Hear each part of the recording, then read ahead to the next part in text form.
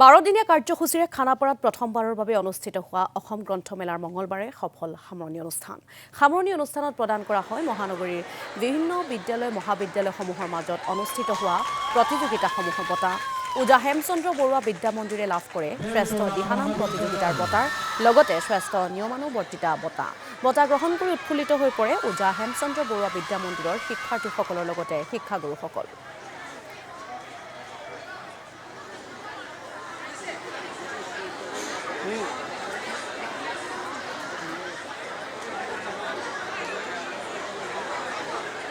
কৰ্মশ্ৰী হিতেশ্বৰ শইকীয়া মহাবিদ্যালয় জয়মতী নাটক শ্ৰেষ্ঠ বঁটা লাভ কৰিছে।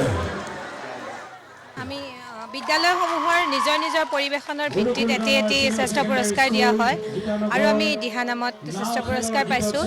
অতিকৈ সুখী আমি, কাৰণ আমাৰ বিদ্যালয়খন ভাষাৰ ওজা হেমচন্দ্ৰ বৰুৱাদেৱৰ নামৰ প্ৰতিষ্ঠিত সংস্কৃতিৰ বাহক আমি বুলি আমি মানে নিজকে খুব গৌৰৱান্বিত কৰিছোঁ আৰু আমাৰ ল'ৰা ছোৱালীখিনিক লৈ যথেষ্ট সুখী আমি।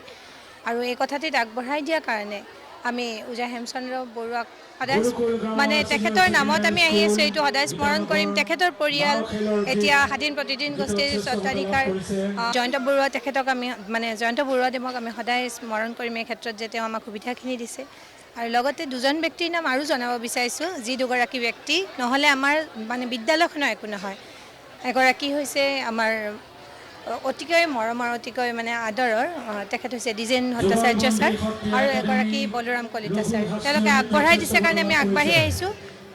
ভাবিছোঁ ভৱিষ্যতেও তেওঁলোকে আমাক আগবঢ়াই লৈ যাব আৰু ছাত্ৰ ছাত্ৰীখিনিক ধন্যবাদ জনাইছোঁ খুব ভাল প্ৰদৰ্শনৰ